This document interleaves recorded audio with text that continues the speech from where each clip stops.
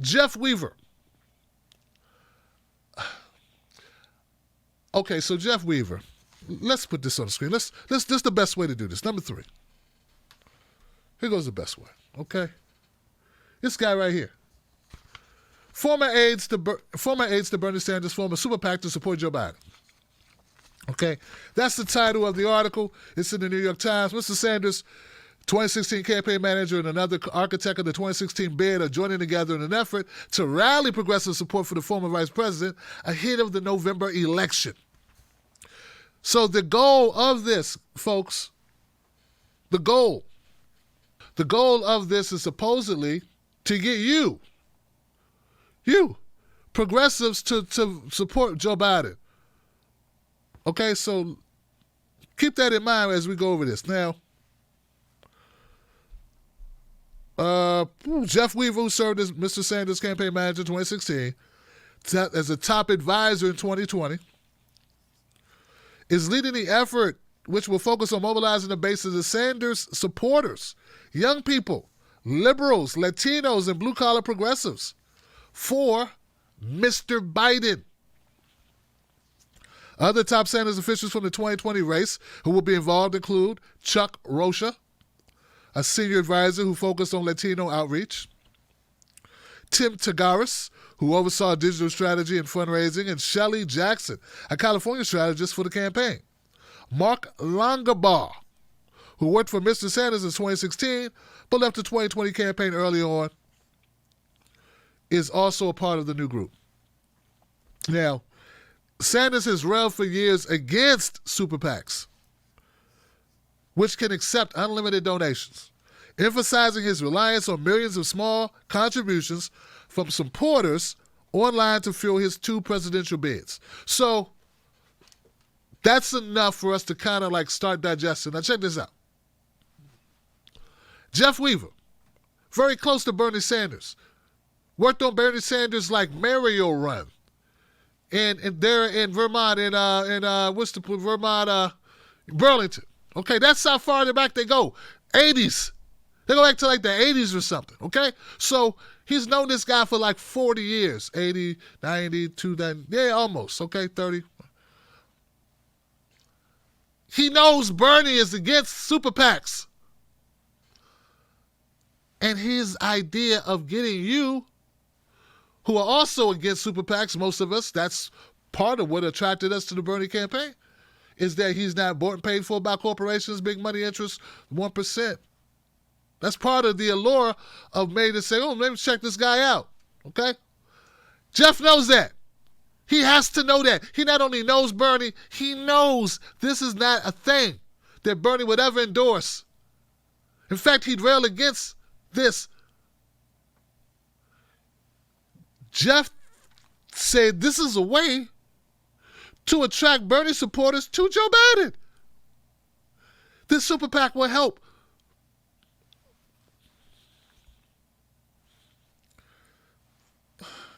Now, that's a lot. That don't make sense at all, right? But I got a theory. Hold tight for my theory, guys. Hold tight. He did release a statement. He said the senator is not supportive of super PACs. He is not supportive of the super PAC. Mr. Weaver said in an interview today, he certainly would prefer we had not done it through a super PAC. He added, each of us has to make our own decision about how to move forward. Weaver said, given that there's a short amount of time until the general election, this was the most efficient way for the Sanders movement to lock in some of the gains progressives have made by electing Mr. Biden and ousting President Trump. Sanders declined to comment on the group. His spokesperson, Mike Kaska, said that Bernie has always opposed the creation of super PACs and super cats. Booyaka. And his position has not changed. This is an effort completely independent of him and his campaign. Okay, that's enough, I think. Yeah, because the rest is all stuff we know, okay? So, my understanding is that Jeff Weaver owns a comic book store somewhere in Virginia.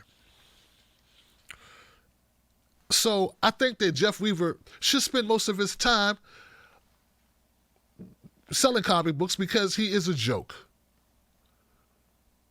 Yes, Weaver, you're a joke. Look, your whole freaking career has been built on the back of Bernie Sanders. No one would know you nor care about you and your stupid beard if it weren't for you being connected to Bernie Sanders. But why is it? Why is it, Jeff, every time I hear your name, it's attached to something nefarious? I don't even know you and I don't like you because every time I've ever heard the name Jeff Weaver, it was followed by something that was jacked up, something that was totally out of character for Bernie Sanders. Whether you were kissing the butt of Hillary or you were doing some other out of bounds activity, I don't understand it. Why is it always you? What is it? As for you thinking that you somehow have leverage in the progressive community, you do not. You do not. You are repellent to progressives. Look, listen, nobody supported Bernie because you were involved. In fact, some people were pulling support because you were still involved. Do you understand? Like, they had enough of you in 2016. Enough. Finito. Finito. Jeff. Enough.